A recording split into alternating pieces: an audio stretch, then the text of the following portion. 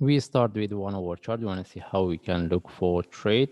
First of all, if we refer to our analysis in my last video when the price was within this move, I mentioned we can expect the price to drop because we mentioned we're looking for running flat, and exactly this is what we get. Because we mentioned if we get the running flat, then if we get any trade for buy, we will take it. And this is what we get. The only way to look for trade if anyone get the trade from here. Anyway, whoever get the trade right now, if they want to keep the trade, at least move their stop loss to break even. And beside that, if we put the top and relative to the previous one, if we refer to the indicators, we don't see the divergence. All right. Based on MACD, we see the divergence almost is very close to the previous stop. That means we prefer, I mean, we don't need to consider about this. Now, want to see what's the next. In this case, we move to daily chart. The only thing is we want to see whether this is a flat or correction relative to this, or we can expect this one as a start of the up move. Okay, now we want to see how we can look for trade. In this case, we move to forward chart. Now, right now we're looking at this. I mean, we want to see whether the price can break the previous stop or not. Because if this is the start of the up move, mostly we can expect to get one more drop. At least we get a bigger correction. Then any trade from there we can look for buy.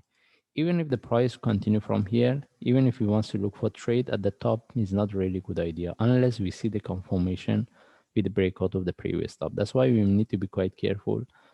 Okay, and if I put, I mean, if you refer to the indicators, we see even if the price, okay, if the price broke the previous stop, MACD mostly, I mean, we cannot look for divergence. Mostly, maybe we get the divergence from here, but right now we cannot confirm since the price haven't broke the top. Then, if we want to look for trade for buying, the best thing is we wait for the breakout of the previous stop. We see the confirmation, then from there we can look for buy because there is a possibility we get one more drop before we get the next move. But the possibility we cannot confirm with that because if there is a breakout of the previous stop, mostly we can see the divergence based on this indicator and the MACD won't show us. Okay, that's why if we want to look for buy, we need to get the proper trade setup and proper management. How high it can go the price break, we can expect the price drop to, I mean, continue and take the 17 and following by 19.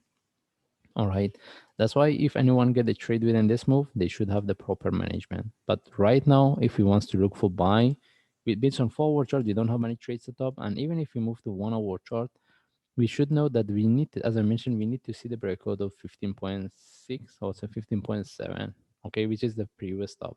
And if we want to look for buy, we can, what we get here, it doesn't give us any trade setup. If this one turns to a deeper or bigger correction, then we need to see whether we can look for buy or not. And even if anyone wants to look for buy, they should know we're buying at the top of the bigger picture, bigger, I mean, if you're looking at the correction in the bigger picture, we're buying at the top.